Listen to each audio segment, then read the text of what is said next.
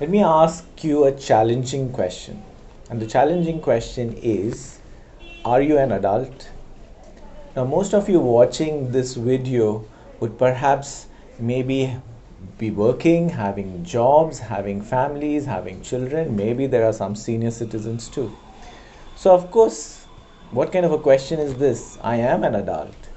But the next question to you is, does growing physically or just growing in age, does that make a person an adult?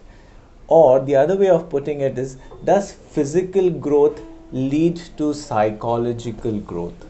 Now, before I talk about what is psychological growth, let me tell you the behavior characteristics of a child who hasn't yet developed completely psychologically.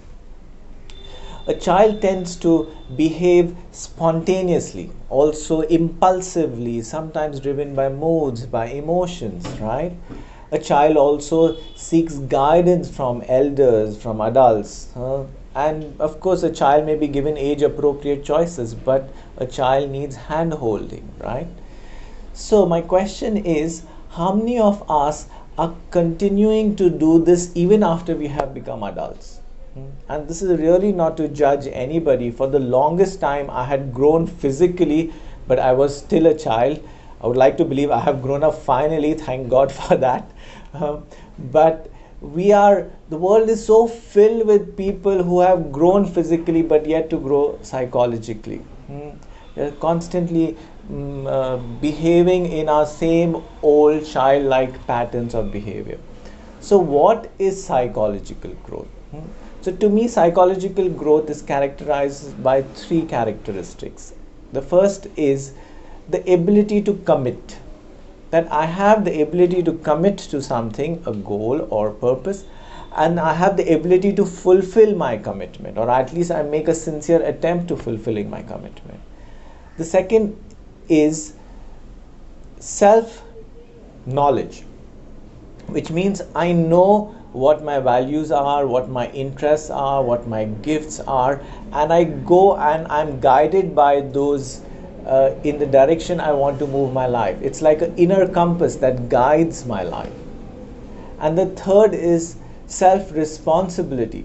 So if things are not working out in my life, if I'm miserable, if things are really bad, then I don't find fault for that with other people, but I take responsibility for my life. I often say in my class that blame should be like a medicine. Every medicine comes with an expiry date. Now, how long are we going to blame other people for our misery, whether it's our parents, whether it's our ex-wife or friends or whoever else? At some point of time, we have to take responsibility for our life, isn't it? So, I have this formula of a triple C and a triple A by which you can assess for yourself whether I'm behaving like a child or whether I'm behaving like an adult. So if you don't like a situation, if you don't like a person, if something is not to your liking, and if you do the three C's, then you're behaving like a child. Now, what are the three C's? The three C's are, you are either crying, either you're complaining, or you're criticizing other people, which means you're still behaving like a child and psychological growth has not happened. And if you don't like a situation, if you don't like a person, and if you do the three A's, then growth has happened. And what are the A's? If you don't like a situation, then avoid it. Why do you need to be a part of it? Second is alter the situation if it's in your capacity to alter it.